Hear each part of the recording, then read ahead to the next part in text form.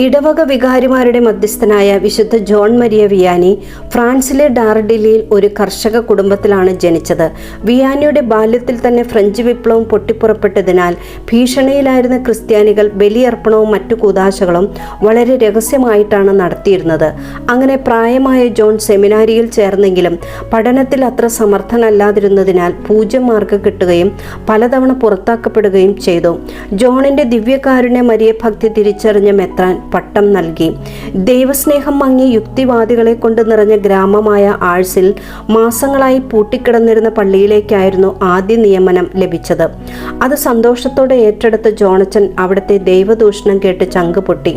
ഉപവസിച്ച് മുള്ളരിഞ്ഞാണം കെട്ടി സക്രാരിയുടെ മുൻപിൽ മുട്ടുകുത്തി ജപമാല ചൊല്ലാൻ തുടങ്ങി.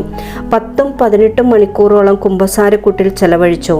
അങ്ങനെ ലഹരിക്കടിമകളായവരും ദുർമാർഗികളും കുർബാനയിൽ പങ്കെടുക്കാൻ തുടങ്ങി. ദൈവസ്നേഹം കൊണ്ട് നിറഞ്ഞ ആഴ്സിന്റെ ഈ മാറ്റം കണ്ട് സഭയും രാഷ്ട്രവും ഇതൊരു പഠന വിഷയമാക്കി. ഒടുവിൽ ജോണച്ചന് സഭയുടെ മൊസേത്ത പദവിയും രാഷ്ട്രത്തിന്റെ മാടമ്പി ബഹുമതിയും ചക്രവർത്തി നൽകി.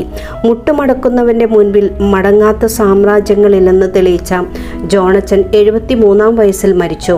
അങ്ങനെ ലോകം ശുദ്ധമണ്ഡനെന്ന് വിളിച്ചവനെ സ്വർഗം വിളിച്ചു വിശുദ്ധനെന്ന്.